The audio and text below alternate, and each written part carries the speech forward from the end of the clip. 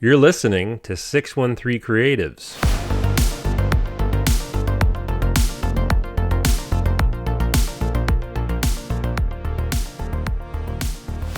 Three Creatives, we're getting to know and connecting the filmmaking talent of Eastern Ontario. As always, a big thank you to our audience for tuning in, subscribing, and sharing this podcast with their fellow filmmakers.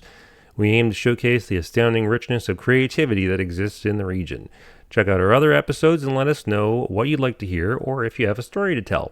Just a reminder for our subscribers that we are now a YouTube-only show, but you can see the first 10 episodes on Spotify.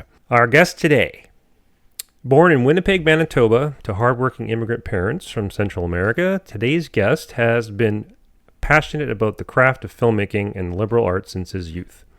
Starting in the Winnipeg experimental scene, he has gone on to work in the Vancouver film and TV industry as an assistant director and has been a part of shoots in Japan.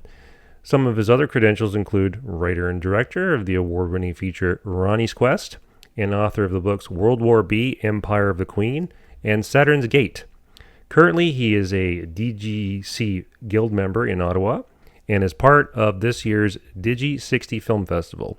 Please welcome to the show, Virgo Velasquez. Hello, Virgo. How are you? Welcome to the show. Hey, man. Thanks for having me, Dan. Welcome. Good morning. Rainy morning this morning. Yeah. So did I pronounce your name right? Your last name right? Velasquez, yeah. Velasquez. Virgo Velasquez. Velasquez. Yeah. Perfect. Okay. Yeah, I'm terrible with names. People are always mispronouncing me, so I'm always pronouncing my last name incorrectly. So I'm very sensitive to that. So I want to say Dan Carrier. I mean, that's how I. That's good. Yep. Yeah. Carrier. Yep. A lot of people, they see the E and they go Carrier, stuff like that. I've never I've never done that. It's always just been Carrier. French, right? It's a French last name? It is French. Yeah, my dad was French Canadian. My French, unfortunately, is not very strong. Much to his chagrin, I never kept up with my hockey or my French. So yeah, I'm fluent in French swears. But... Oh, nice. Tabernacle. Tabernacle, exactly. We get. I might have to censor that. Because you never know. We might have some listeners in Quebec. Oh. Right. Yeah. Yeah. So man, yeah, I've been looking forward to talking to you for a while. I've seen you. We've crossed paths. I mean, we haven't chatted that much at like Kino and stuff, but I've seen you at Kino once or twice, and I think I saw you at the. I was actually at the Digi 60 a festival release party. I believe I saw you there. Oh, yeah. I was there for this year, right? Like just the one that passed like a week or two ago. Yeah. I was there. Yeah. Okay. Yeah, I didn't get around to schmoozing with everybody, but I thought I saw you there. Yeah. So you've got a film in this year's festival, eh? That's right. I got Damage Deposit. It's they're all 7-minute films, right? So it's a genre film, a neo-western is what I would call it. Neo-western. A neo-western, kind of like in that No Country for Old Men territory, where it's urban decay. There's crime. There's deception. You don't really know if the hero is a good guy or a bad guy, but he's doing a good thing. But the way about it, is he's getting the damage deposit back that his girlfriend has sent them, but the landlords are these shady people. So, and then the film kind of goes from there. That's pretty cool. That's pretty cool. What was the inspiration for that? Well, I'm a film buff of the 70s. I love films from the 70s. So anytime I'm writing something, it's difficult writing a 7-minute. You want to compress 90 minutes of a story into 7 minutes. I mean, for me, that's the biggest challenge, right? Mm-hmm. How do you tell a 3-act structure in 7 minutes with a beginning, middle, end? And so for me, I love films from the 70s, The French Connection, The Godfathers, anything. Network for me is my favorite film from that era, from that golden Hollywood era. Good choice. Yeah, and when you watch films like Barry Lyndon, like Stanley Kubrick, it's the camera is very static, and you let the painting kind of play out. You let the frame act as a painting, and the painting in that frame plays out. And so I Hmm. just love that kind of basic setups. And so, taking that structure and putting that into a modern context with modern issues. Where I live in Chinatown in Ottawa, it's very, it's a kind of like a broken down urban decay. Um, my back porch, there's wood textures Right. that kind of give to this sort of this old Western feel. And Cool. I just wanted to play with those elements and write something that played into that kind of petty crime, street level crime. You must And be a big Quentin Tarantino fan, no? oh yeah, Yeah. yeah. I wouldn't put him as my top director, but Yeah. he's definitely someone in terms of yeah, style and inspiration from his inspirations. He loves those films from the 70s, those old westerns. Hmm.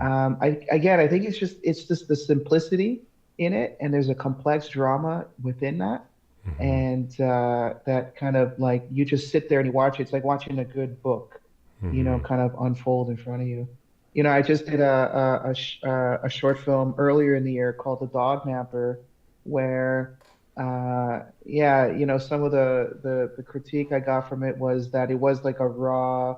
We had this guy on a uni wheel being chased with a guy on a bicycle, and it's all we're not using green screen. It's all there. It's like we're using drones. We rigged up a bike, and we got these side profile shots of the unit wheel speeding, matching the speed of the camera bike. So just kind of getting Cool.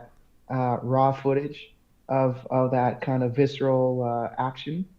Yeah, you want to feel the speed, right? You want to feel, kind of want to break the frame a little bit. Sort of when you watch the film Top Gun with Tom Cruise, the new one, Hmm. he's those cameras in those jets, it's like those planes are going 1,000+ miles per hour, Hmm. and it's breaking the frame. It's breaking what you thought you could do in a frame and Yeah. tell a story in a frame. So Yeah. it's a very interesting story approach. Yeah. Absolutely. You're speaking like a true filmmaker. Analyzing the frame. Every frame is a painting. By the way, that Hmm. Digi 60 Damage Deposit, it'll be playing Block C, which starts at 8 p.m. December the 7th. So if anyone listening out there, you're checking out Digi 60, it's a local Ottawa film festival, and they do showcases and awards and workshops.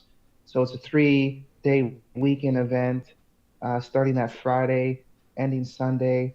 And yeah, you get to kind of build a network with the local Ottawa scene. And, there's some other branches that come in from Toronto and other places. So it's a lively event for sure. And people kept telling me like, you got to get involved with Digi 60. You got to get involved in Digi 60. I've been involved in Kino pretty extensively in the last year or Yeah, so. That was the first time I yeah, gotten involved. I don't have a film this year, but definitely next year, I think. yeah, yeah, Yeah, yeah. it sounds like an amazing experience, a very supportive community. Oh yeah. Yeah, yeah. Now, do you have? How Yes. does it work? Like you have 60 days to make a 7 minute film.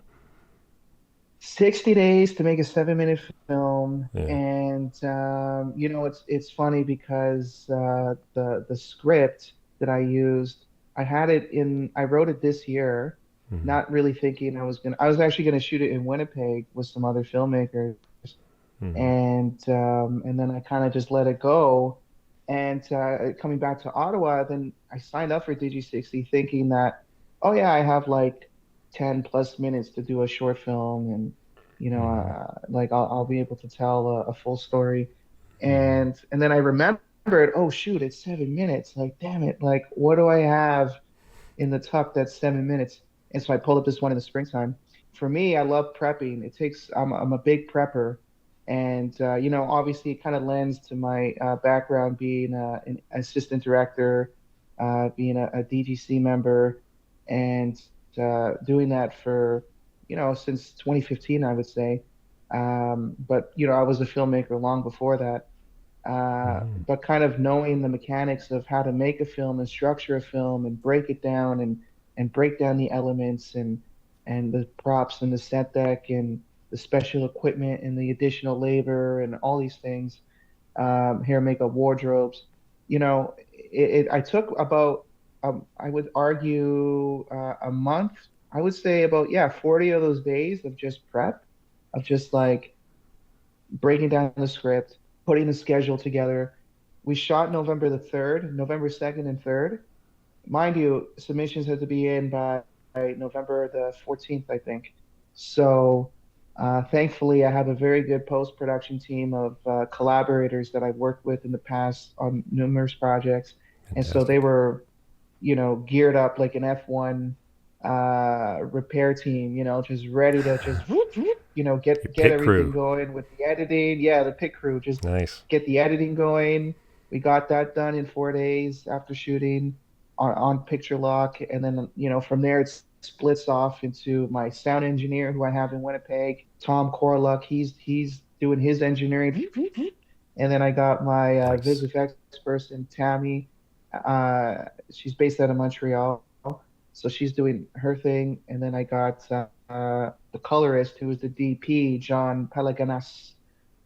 He was the colorist, so he's doing his coloring. So we're all working on this kind of, 3, 4 day stretch where we're getting the post production done in about a week. Wow. Uh, which I've been under that kind of time limit before. So I Yeah. had the confidence that I knew I could pull off this, again, this kind of simple setup. Yeah. Um, That's impressive but because normally post production days, you're in it forever. oh yeah, yeah. And I'm getting the drafts. Like I'm at work, I'm on set. I was recently on this Ottawa production, a Diamond engagement, and as I'm on set, I'm dealing with the background and I'm dealing with the call sheets and trying to figure out what's happening tomorrow and the following days. And I'm getting updates from the editor and I'm getting updates from Nice. the post engineer. He's got his first draft of the soundboard laid out, and I'm listening to it at lunch. And okay, give me my notes back. Okay, back to set. All right, back from lunch. And all right, we're going in. So it was a lot of work on top of work to get all this stuff done. But we got it in on time, submitted 2 hours before the deadline, Oh, wow. and It's under the wire. yeah, yeah, right Nice. under the wire. I didn't leave the house all day. I was just trapped like freaking Howard Hughes, just like, looking at the All of you are peeing in screen. jars. Yeah, jars, pee jars everywhere. No, but it was definitely a lot of anxiety, just kind of getting it all in the can and hoping that, it's always those last minute things that just mess you up, right? That just like, Hmm. oh, I can't, it's not exporting on time, or this thing failed on me and this thing crashed, and it's like you're always kind of you're waiting for that, right? But Yeah. thankfully, there was a little bit of a buffer time where I was able to review and confirm and get the post team all banded together as one group to do the final launch. So yeah, looking forward to it, and looking forward to seeing all the other filmmakers and what they've done. Absolutely. Yeah. I'm definitely going to be attending Digi60 and checking out all these amazing films, including yours. This Diamond engagement you're talking about, was that a Hallmark film or, It was a Hallmark yeah. Okay. film. Yeah, yeah, Yeah. sort of the bread and butter out here in Yeah. Yeah. Ottawa. Of course. Uh, And you're a crew I person come on that? from. I'm a crew Yeah. person, and it's funny because the number one, Lacey Millay, I had worked with her on another show in Vancouver on the island, Chesapeake Shores. So it was a reunion after 5 years of not seeing each other Oh, from one cool. coast, and so it was a familiar face. But Yeah. I made my bones in the Vancouver scene, in the Mm. guild. Did the whole start out as a PA. Yeah. By the way, off a Facebook post, it was like I landed in Vancouver March 2015, where cable TV was still, there was still a schedule for cable television where you had your pilots that popped up in September and in March. So you had a slew of shows of productions, like 13, 15 productions that would start up in that 1 month alone. Oh And wow. so anybody who was green, they just needed people, right? And they were literally posting on Facebook, we need crew on this and that. And Oh wow. folks getting pulled off the street, friends, dishwashers, getting pulled out of the kitchen. Like it was a mad time for production. Yeah. And so I kind of slipped in there and kind of got fast tracked in the production assistant AD world. Wow. Originally wanting to be a script supervisor. That was my whole ambition when I got to BC, was to be a script supervisor. Oh yeah. And I got pulled in a different direction entirely. Uh, Thankfully, because I think it helps with my directing Mm. when it comes to scheduling, building the template for me to kind of walk into a location and, okay, I'm shooting this and that scene, but I already know that. I don't need an AD or anyone to tell me that. I know it because I'm doing the breakdown myself. And so I'm able to plan my geography with the DP swiftly. And, me and the DP will have a conversation about the blocking on location, figure out, how we're going to shoot this, how we're going to shoot that. Oh, I have this shot in my head. Can we pull this off? Then you get into the technicals, you get into the weeds of the things and of the shot selections and stuff. If you have that much prep time, right? And thankfully, on this short film, I had that much prep time where I'm shooting in my apartment. I'm shooting outside my apartment. I'm shooting on a country road, kind of in Gloucester. Gloucester? I always get that That's name how wrong. I say it. Uh, right? Okay. I hear it like three different ways. But like shooting out there, like near Barhaven, and so working closely with the DP to kind of make sure that we're not over killing the shots and coming up with a proper shot list to manage the time and the team, especially when you're working with daylight savings. November 3rd, we lost an hour of Right. sunlight. Yeah. So, and I'm shooting on that day. So it's, factoring that in as well. And I knew Mm-hmm. that well ahead in prep, okay, we're going to lose an hour.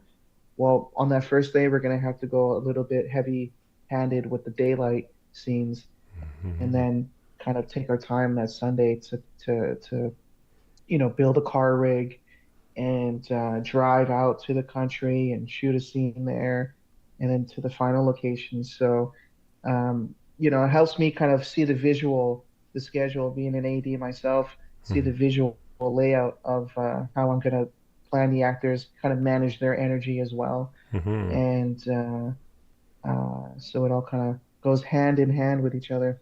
Yeah, absolutely. It sounds like, I mean, you're basically between projects and work to pay the bills. I mean, you're spending every waking hour immersed in film, and I think that's fantastic. Is that's exactly what you need to do to be successful. Just don't Hmm. don't get away to it. Don't get away from it in any respect. You know, if it's work that you're doing, make sure it's film related. Don't don't give your energy to anything else. If you're focused entirely on film, then your whole life is immersed in it, then that just strengthens your it basically just strengthens your soul for film, and just Hmm. strengthens your expertise and everything else. So yeah, it's the level of complexity that and the size of your team and everything sounds pretty impressive. It almost sounds like you're working in actual film as opposed to digital. Am I right on that or no? Like celluloid No, it's film as digital. it's all Digital. digital. Okay. Yeah, Yeah. yeah, digital. And the team is, this one it was working with bigger teams, smaller teams. This one was just enough. Like it was just the right. We had our DP who operates camera A. I was able to operate camera B, for one setup, for one scene that required an extra, the most dialogue heavy scene. I said, okay, I'll operate camera B because, I Mm-hmm. used to shoot my own stuff, so I can do that. Right. And then, you had your two ACs, first AC, second AC, Adrian and Patrick, who were, basically also swinging as gaffer and key grips.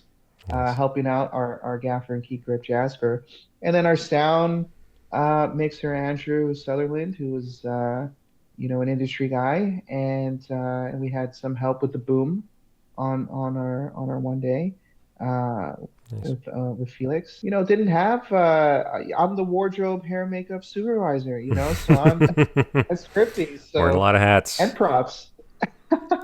But thankfully, it was made so simple that it was, everything was prepackaged and brought in, and cast come here, makeup ready, and Mhm. wardrobe ready. I selected the wardrobe, even wardrobe I had in my closet, long coats and things like that. Right. So I was able to bring that. But yeah, and an AD, Catherine, who's our first AD, who was helping me out, being my number two, to relay and grab cast and just make sure everything was safe.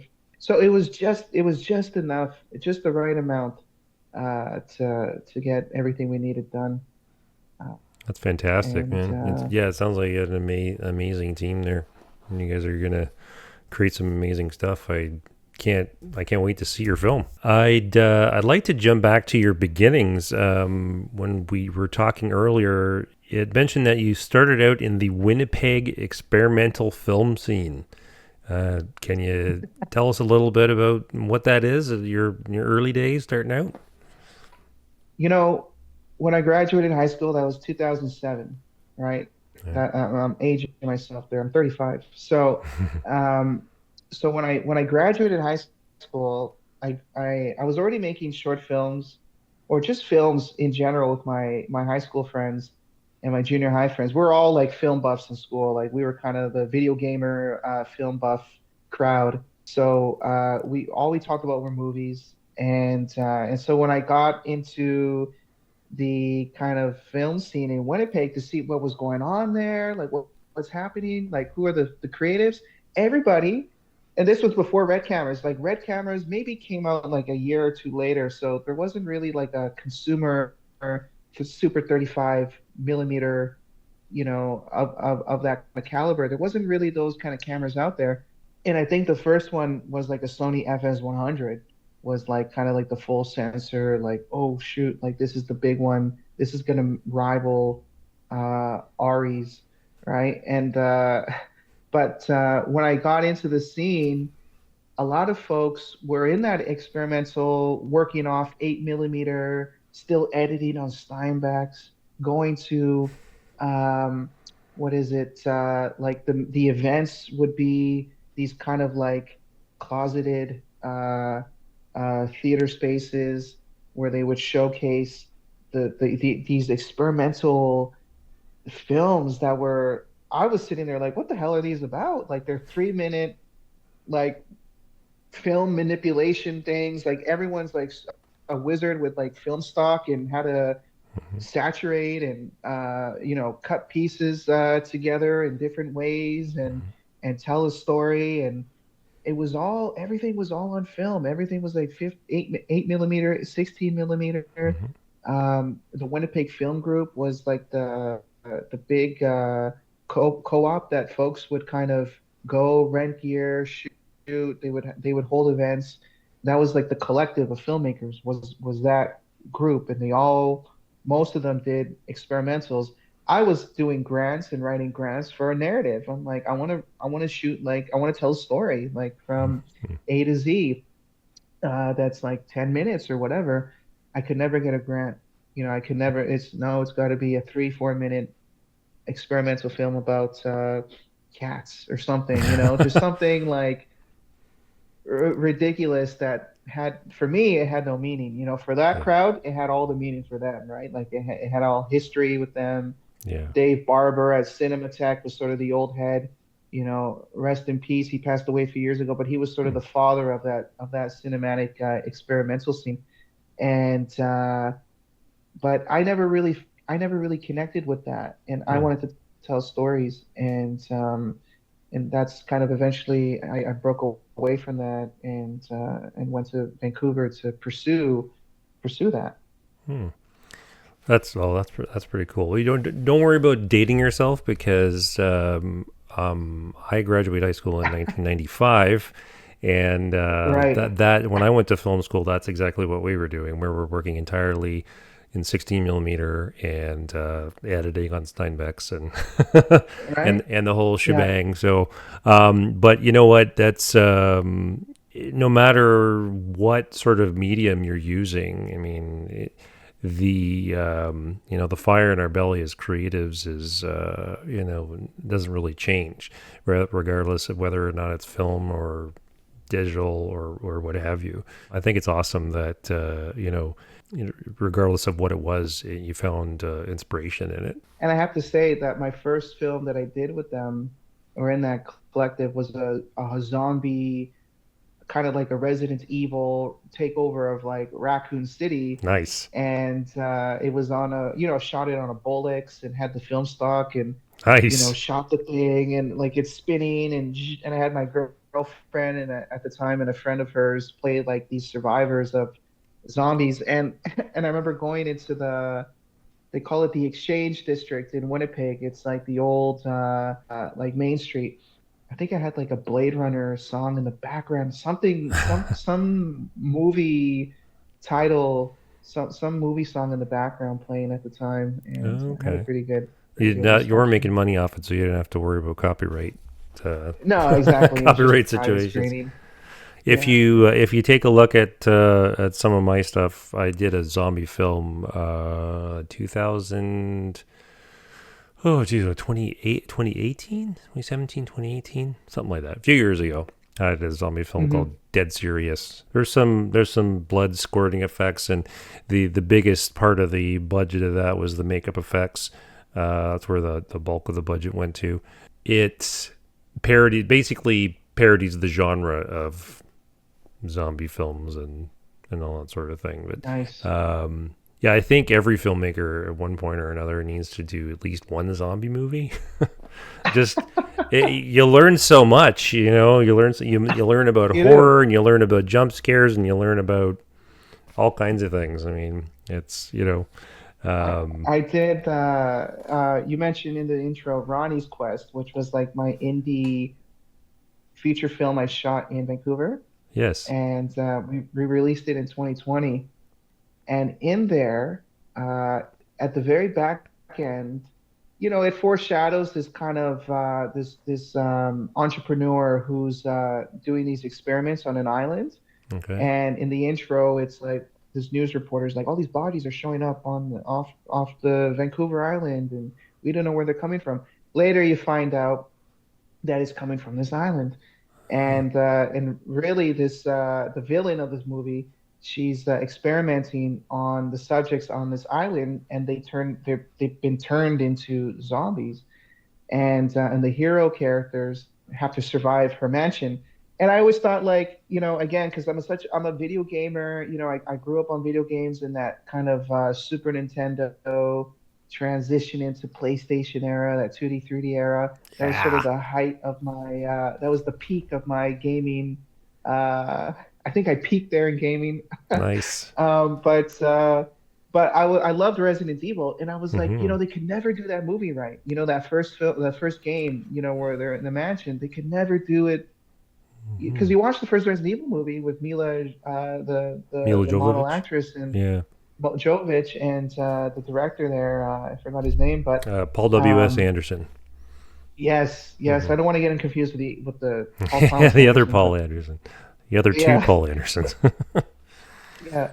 But like it always frustrated me that there was never a proper like mansion zombie movie. And Hmm. so I kind of did that in the back end of the third act of Ronnie's Quest. I was like, this is my homage to Resident Evil. This Nice. is we're in a mansion and there's zombies and the girls have to run away from the zombies and they go into the secret underground science facility that they always have, and they fight the baddie there, and that's kind of and they escape, and that's sort of that whole third act is my homage to Resident Evil and the frustrations that they never did a proper film in that style. Uh, That's but it was awesome. a zombie. It turned into a zombie At, at movie its by the end. at its heart, it's a zombie film. That's awesome. I'm a huge Resident Evil fan myself. Yeah, Yeah. but you're right. Absolutely, they never got them right, and then it seemed the I don't know. I don't know if your opinion's the same, but it seemed like the quality of the film just kind of like just went downhill after that. It just kind of, Oh yeah. each subsequent They sequels, tried, it's like, right? yeah, Yeah, the sequels tried. They were like, I guess they heard the complaints and said, like, this isn't like, there's nothing tied to the games here aside from Umbrella. And, hmm then they tried with that sequel and it sucked. And, it just felt like cosplay, like a cosplay movie. And, it never came back to form.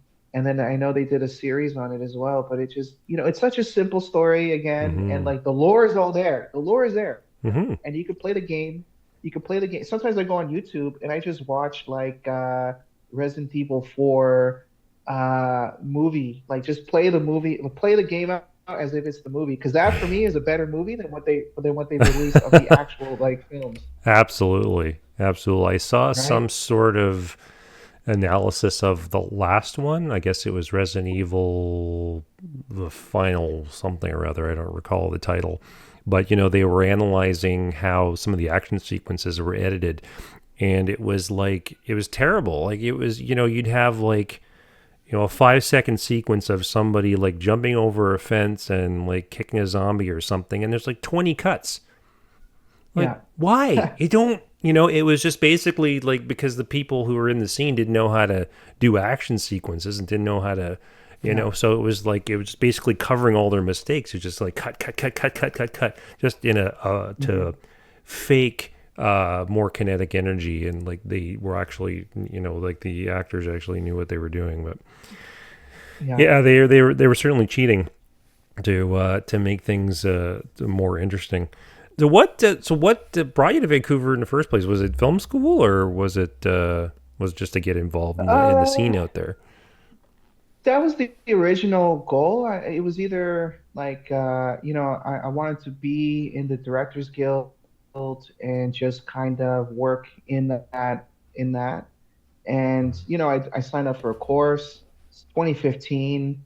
At Mm-hmm. the time, I graduated college as I did my training in paramedics, and so I was kind of involved in that world and non-emergency transfers um, and so I kind of got tired of doing that. I was doing film on the side, like on my days off, Mm-hmm. um, and going to these kind of co-ops and going to open mics and pulling poets and filming poets and Oh, cool. showcasing just small works and doing my own kind of music video things and just experimenting with the camera. And then eventually, I wrote a script based on paramedics that got into a Scriptapalooza in 2014. So I went to Los Angeles to go pitch it, Yeah. and in a room of Wow. other writers that were pitching their stuff.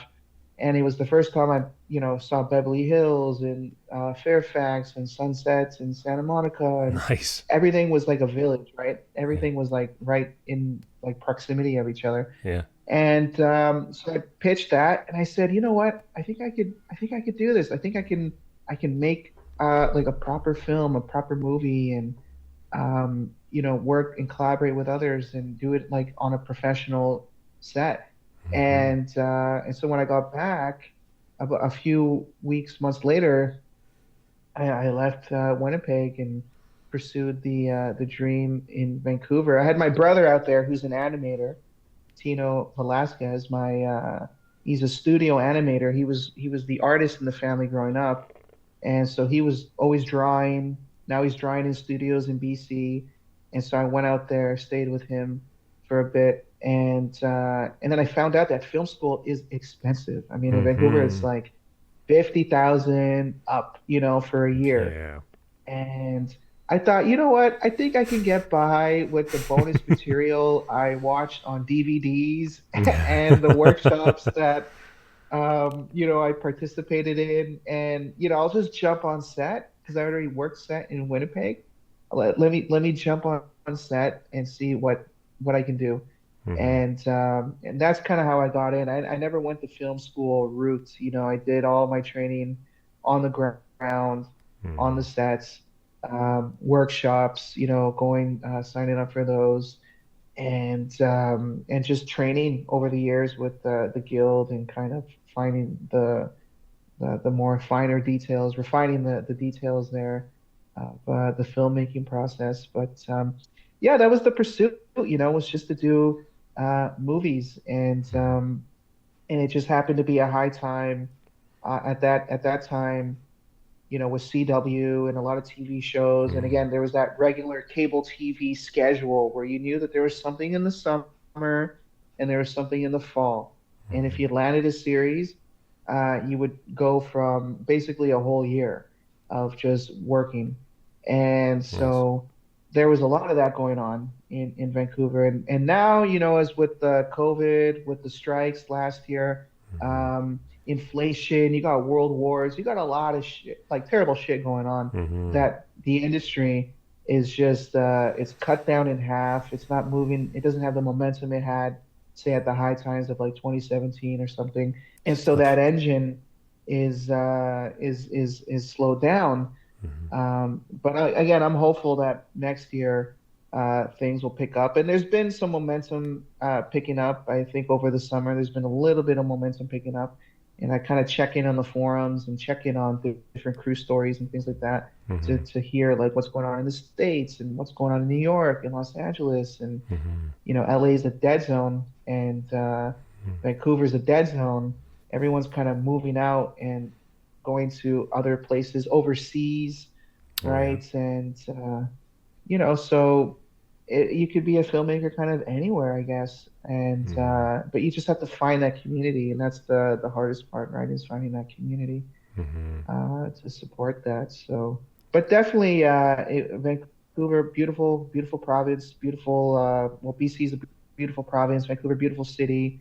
Beach is right there. You leave the studio for the afternoon at the office at the prepping. You go to the beach. You're cycling around. You're running around, and so it was a good kind of lifestyle to have.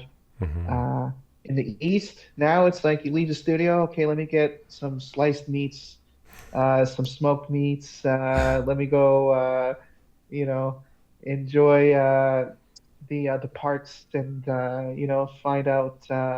Go to a market or go to a deli or something. It's I'm still figuring out my footing out here of Right. routine. The routine out here, but it's Yeah. been enjoyable. Right on. And the whole push is to get to Toronto and find something out there. So Right. that's the push. Yeah, it sounds like I've heard about the shift as well. The shift away from the typical hotspots in filmmaking, and maybe that's part of the reason why Hmm. there's been this kind of surge in the capital region. Everyone's like, "Oh, Ottawa! I didn't think of that." And Yeah, right. there Yep. seems to be like a surge of I don't know if Hallmark productions and stuff like that are surging any more now than they typically are. But it kind of feels Right. like it. It kind of feels like there's a lot of American studios and stuff like that coming up this way, and Hmm. using our region for that and supplying jobs and things like that. Yeah. It's beautiful out here. I mean, the Hmm. canal. Nobody told me about the canal. When I was in BC for 8 years, I had my best friend. He's my collaborator, my producer, Steven Simpasa, hometown kid from Ottawa, Nice. and never mentioned the canal. 8 years, never mentioned there was a canal. Didn't think of it. And And then I get here and I'm like, that's like my number one thing. I'm like, I love the canal and Hmm. I'll get on the bicycle and I'll go cycle around that thing. Even now, it's a little chilly out, but Hmm. it's still good enough weather to get a circuit in, go up to Britannia Beach, come back. It's beautiful. It's just like Hmm. it splits off. It's not crowded with people. It's like the perfect size. So there is a Hmm. lot that could be taken advantage of in Ottawa for a film production to come in and for this diamond engagement they were shooting Belgium, right? Like it Oh. was like the story takes place in Belgium, so they shot in the Byward Market, recreated it to kind of look like an old cobblestoned European town, and I think it was effective, but also, the canal was used as well for little bits and pieces, Okay. and they wanted to shoot in the Laurier, the Chateau Laurier, Oh yeah. and they're like their kind of ballroom there to kind of add to that elegance of Mm-hmm. Europe can kind of okay, there's like little parts that can be European, there's parts that can be Chicago, there's parts that can Mm-hmm. be a New York, maybe a UK like London. Mm-hmm. So there's versatility there and it's untapped. I think it's like a boardwalk empire. I think the planks of the city are still coming down. Yep. I think it's still building and growing, and so I think it'll have its time to shine because everyone talks Absolutely. Ottawa, Montreal, Vancouver, Mm-hmm. Winnipeg has a scene, but I never hear about Ottawa. But I think it's time, right? Like it needs its time. Yeah, absolutely. There's a you made me think of this video that I saw a little while back. It's a documentary, I believe. It was called Vancouver Never Plays Itself. So like, Right. and it was talking about how there's all these studios, all these production companies that come to Vancouver, and situate their film or production there, and and Vancouver never plays itself. It always stands in for something else. Stands in for New York or Yeah, Chicago or whatever, some fictional city. It never it never plays itself. And I kind of wonder, that's right. I imagine Ottawa is probably, is even more so because, I imagine like a lot of the, because a lot of these things are, it's American studios and the American stuff that's made for the American market, right? So, and I imagine a lot more people have probably heard of of Vancouver more so than Ottawa. So I'm guessing that Yeah. Ottawa probably has that going for it even more so. It just stands in for, as you say, Belgium or Chicago Oh yeah. or what have you. Um, Yeah. there's we definitely have a lot of European influence here. I could easily see somebody shooting in like Quebec City and just saying, they're in France. It's Yeah. there's a lot Yeah. a lot of in Canada that I think that we have to offer in that regard. But I'm planning on getting a lot more serious in film, and I have like feature ideas and things like that lined up. But there's an interesting talk that Jay Bucarell, I think I'm pronouncing his name right, Jay Uh, Bucarell. it sounds familiar. Uh-huh. Yeah, he's a Canadian. He's a Canadian actor, but he was in This Is the End, Oh. She's Out of My Oh League. yeah, yeah, That yeah. guy, yeah. Yeah. I saw an The interesting, Blackberry movie. yeah, I saw, yeah, he's Tropic Thunder. I saw a talk with him that was rather interesting. That the reason he made that hockey film Goon, and I think he made Yep. Goon 2. And his philosophy is that he's very grateful for the opportunities that the American market have given him, but at the same time, he's just basically adding to an already huge tapestry. Whereas, Hmm. you see stuff that's done in Canada and it's almost like we're embarrassed to admit that it's Canada, like license Yeah. plates get changed and all that sort of thing. And he's kind of like, why? Like, we have a unique identity. Why are we embarrassed about it? And I'm very much, me personally, I love that mindset. And when I start getting more serious about larger, more complex productions, I'm not going to shy away from the fact that no, you know what, Ottawa is Ottawa. It's not someplace else, or Yeah. Toronto is Yeah. Toronto. I think Canada and creatives in Canada, I don't think we should shy away from that. I don't think we should shy Hmm. away from where we are and our pride and stuff like that, and add to the Canadian tapestry and you know Hmm. make it a more a colorful and attractive environment. Speaking of colorful and interesting environments, you mentioned to me that you did some shooting in Japan. That sounds pretty awesome. What was that for, Yeah. and what was the experience like? It was an indie, like an independent. I was in Vancouver at the time, and I was in a group of Buddhists out there, the Japanese Buddhists. Wow. Yeah, I would go involve myself with their activities. And so one of them was leaving back to Japan. And she told me about this university out there that had a film club. And I was like, oh, interesting, a film club in this university, Soka University, which is like a Buddhist university. And they had a film club there. And so I wrote a script with the intention of shooting it out there, with my friend being a translator. And so I did. And so eventually I got out there, brought all my camera gear, my boom and tripod, and Nice. I think I was shooting on a Sony FS100 at the time, so I had that with me, and I had the script, and it was translated in Japanese, and I went to the film club and met some of the actors and cast them, and then eventually I set the schedule together, and we shot this 30 minutes, I would call it a short film that was shot in like mainly Kanagawa Prefecture, which is like an hour outside of Tokyo, and it was like a sci-fi drama about a robot in the future Japan who is recalled by its owner because its function at work was it was becoming dysfunctional. Essentially, in this future of Japan, you could hire a robot that looks like you, that to go to work for you. And so in the story, That sounds pretty uh, awesome.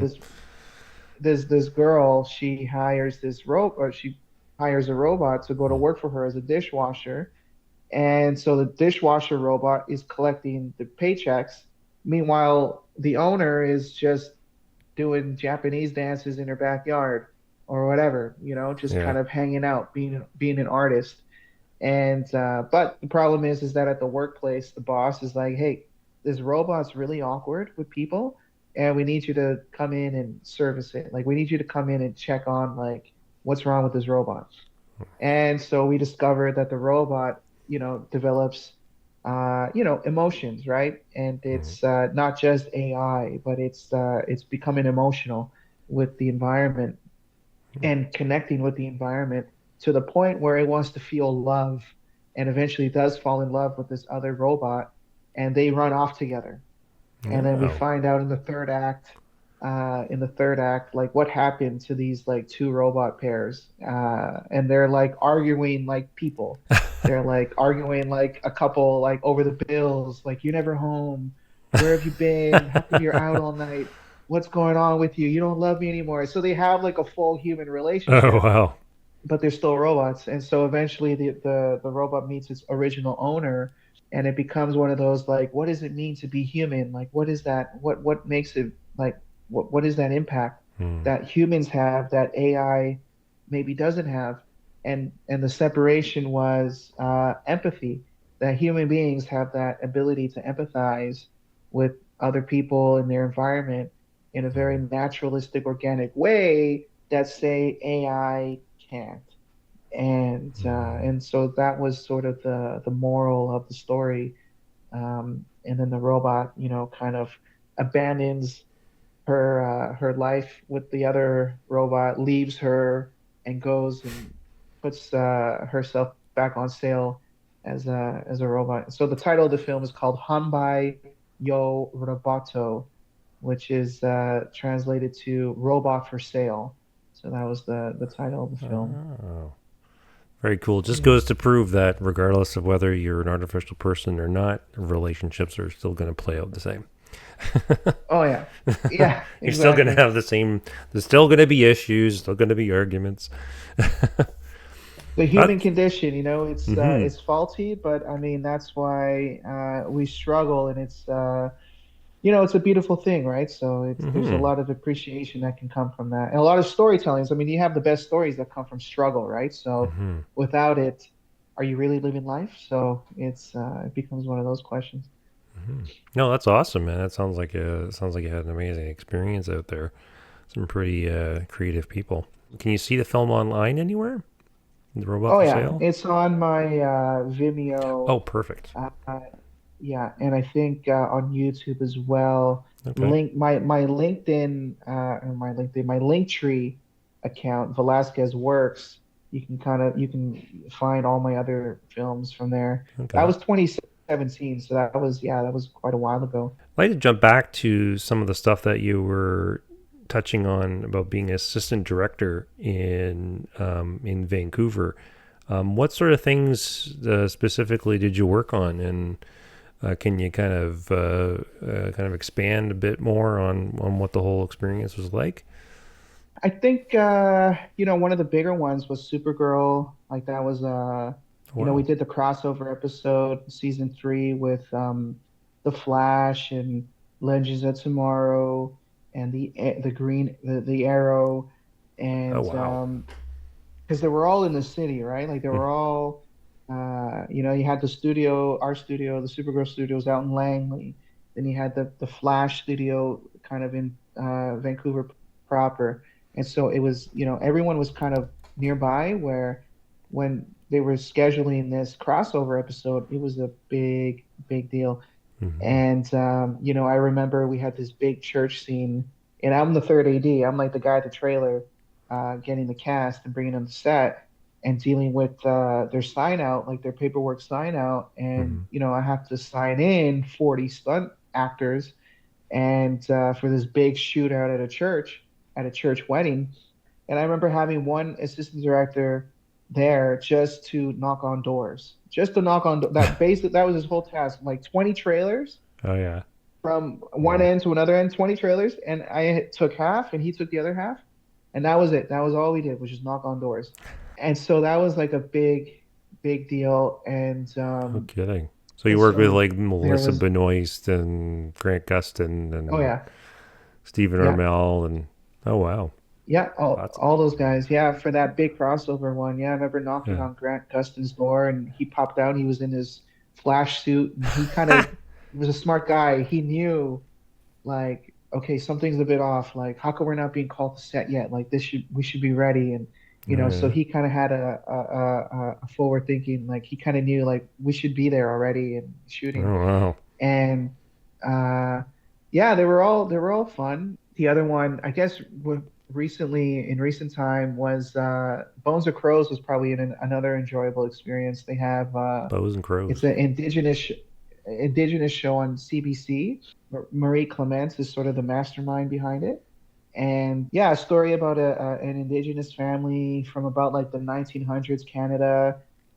Takes place in Winnipeg, but shot in BC.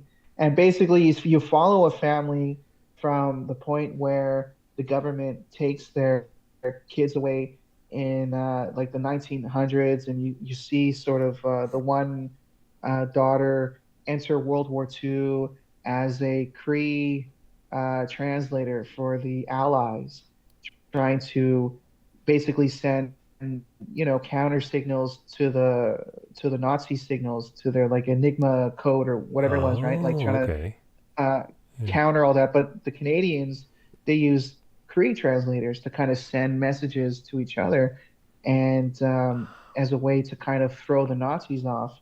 And because there was no, what Yeah. German out there was going to find out like what the Crees are saying, right? Yeah. And so you follow that path, and it was fun because I'm there as a second assistant director on the set, having to set up the background who were like in World War II, and we had to do like a Holocaust scene, which was heavy, and it was again sort of this in the show.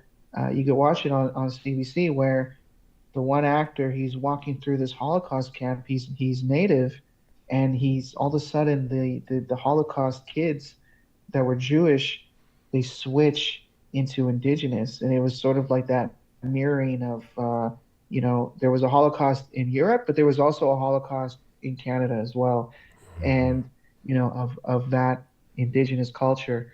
And so it was his mirroring, and it's a very impactful, heavy story. But the best part, or the most endearing part of it was, we had elders on the set every morning, doing smudging ceremonies, Oh doing wow. prayers. If there was anything that you needed to chat with, like, they had therapists on the set. If there was some subject matter that was very heavy, Hmm. then you could go and consult a chief. You can go and consult an elder or a therapist. And they had the prayers. If you need a smudging, you can go offset and go smudge and wipe away those negative energies. And that was all part of the set. That was like the regular set Oh rotation. wow. So I always thought that was one of the more kind of impactful experiences I've had on a movie set for sure. Doing fun things like background wrangling on Shogun, right? Like just being on Shogun, the Netflix samurai sword and sandal show, just Nice. coming on as a daily and begging my one friend who was in set deck like get me on, like I don't care, I'll move around freaking swords and bamboo sticks, I don't care what I'm doing, just get me on, I just want to be on that set. Nice. And eventually I got on and doing big battles in Langley, right, and out in the country, and all these soldiers, these two armies coming together, and the one lead actor of that series who was in the one, he was like an antagonizer in The Last Samurai with Tom Cruise. I'm blanking on his name, but this iconic Japanese figure, this actor who was like never dismounted from his horse, was always like a warrior, samurai on his horse. Yeah. All those Japanese and Asian actors like really put themselves in as the mindset of like a warrior samurai of that era, Nice. slugging through the wet, swampy weather and overcast weather in Vancouver and really pushing through. So yeah, I mean, there was always like a lot of like TV series and features and Hmm. jumping on to the Hallmarks and the Lifetimes. So there was always a nice little rotation of shows you can kind of circle around, and you'd see a friend you haven't seen in like 2 years, 2 3 years, Hmm. because you're never really working on the same crews or shows all the time. You're kind of moving around. So it was a good time to kind of be in the mix, Hmm. and sort of like a high point, I would say, in that in the industry. Again, everything kind of fell apart around that COVID Yeah. strike time, and things are picking up now. Hmm. But there's always going to be indie filmmakers doing their thing, Hmm. and kind of involving yourself with them and their interesting stories, their personal stories. I don't think I've hit my mark where, I haven't really told the stories that I wanted to tell or that I want to tell. I think I'm sort of inching my way slowly there. And I have, scripts in the tuck of like stories that I do want to get out there and express as sort of a true form to me. It takes time, right? It takes time to get there. Hmm. And And and perseverance. gusto is and perseverance. You have the soul of a filmmaker, my friend. That is very apparent. So those experiences, like working on the CW shows and the native content and the Japanese content and all that. How do you feel like it's adding to your process now? I think, it's given me insight into what could go wrong, will go wrong. So it's given me that mindset of preparing for the red flags. Mm-hmm. I've dealt with so many different, I don't want to say terrible situations, but situations that could have been managed better, Oh yeah. uh, given the right budget, given the right crew, given certain things to kind of allow the production to be a lot more smoother. Mm-hmm. And even sometimes you have those things and it's still a big ordeal to undertake. I think it's given me that insight that, when I'm working on my projects, it's not as bad as, say, dealing with 40, 50 stunt people, 300, 400 background, and, like 20 cast and Mm-hmm. by yourself, essentially just having to kind of manage all these people or expectations or things. So it's definitely kind of lent into that kind of problem solving. You're just automatic with the problem solving. If there's a problem, let's get to it. Let's just solve it right away, because you know that there's going to be more problems that arise as you go on with the production. So better to nip it in the butt now Mm-hmm. than wait later. and don't let your personal anxieties kind of get in the way. It's always something that everyone's sort of dealing with, but don't let that kind of get in the way of the production. Mm-hmm. You kind of have to just like push through that and fight through that. And knowing that there's going to be more problems. I mean, life is full of problems. I mean, that's just what it is. And it's up to you to kind of problem solve that at all times, put out the fires right away. Don't let them fester and simmer. Just nip it in the butt. So it's kind of giving me that kind of forward momentum to kind of just get things like, figure out where's the problem and how do I solve it right now. And of course, like in terms of directing actors and staging and just coming up with tricks to make the production process smoother. It's giving me that insight into how a production should be run, how I want a production to run. Mm-hmm. What kind of energy do I want to bring to a set? And thankfully, my production partners, Steven Stepasa and I, we have our small production team. Our company TCK stands for Third Culture Kid, and we're both filmmakers that come from immigrant families that have come from, they migrated here from other countries during our parents' time. My mom came from El Salvador, my dad, my stepdad came from Nicaragua, so they came and they met in Canada together. So I'm accustomed to a Spanish household from their era, from their time, and so that's one culture. And then I have the Canadian experience. I'm born in Canada, first generation, so I Mm-hmm. have the experience of, you have Back to the Future 2 and Ghostbusters on the wall. Like I Mm-hmm. grew up with those movies. I love those Same movies here. as a Yeah. kid.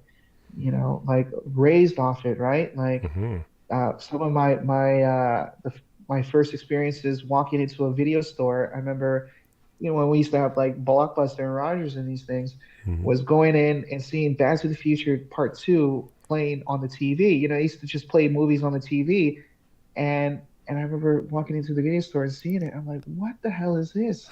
I'm like, I saw Back to the Future Part One, but Mm-hmm. why is Marty doing this thing in the school where he's trying to steal a magazine and he's under the desk and all of a sudden, Strickland hits his hand on the chair and I'm like, I never saw this part in the movie. Why is this like what movie is this? I thought Strickland did something. So that it got me curious. So that's one a second experience, a second layer, and then that third layer is the time, is the era, right? Like it's the era that you're the generation that you're born in. So that's the third layer of a third culture kid. So our Mm-hmm. production team, we'd like to we it's not that we even seek out folks that are of that like mind, but it kind of we gravitate, people kind of gravitate in that. Yeah. And so we're able to kind of bring on folks that come from different cultures that have, a sort of a Canadian upbringing or experience. And we're all kind of, playing in the age that we're in. Mm-hmm. And it brings out, a nice lively energy so that when we're on the set, at least I have a schedule and we're kind of following the map. I like to compare filmmaking to being on a pirate ship in the sense that the director is the captain of the ship, right? And we're all following this map, the script, and Mm-hmm. we're looking at it and we're saying, you know what? We might not get to our destination. We might go off course here and crash and burn there. We might encounter this thing here. It's an adventure, but at Mm-hmm. least we're on board with a team of is. You got your physicists, your biologists, your herbologist, you got your grip, you got your camera, you got your lighting, hair, makeup, wardrobes, special effects, who all the crews that come from different parts of the world, Mm-hmm. all on board this one production, this one ship, and Mm-hmm. you're set sail off for the adventure. And Mm-hmm. hopefully there's a prize at the end. You never know. You might crash and burn, and again, you might fall out, but you're there together trying to get something done. And so I think, kind of being in the game for a bit lends itself to the smaller productions, the indie productions, to kind of, bring out a good time and sometimes when you work on these union shows, these bigger shows, right, it's so serious and everybody's like, anything you say or do could be used against you.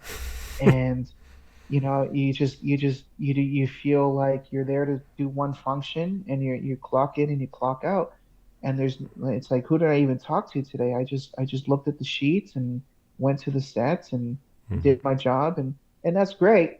uh but it's fun to bring that sort of livelier cultured experience on the set, uh Hmm. to make everyone feel at ease and that they're doing something fun and creative and pushing something along. It's been a good time, being on the commercial work, getting that experience, bringing that knowledge, and then, shifting it to a more independent set and Yeah. and bringing that experience there.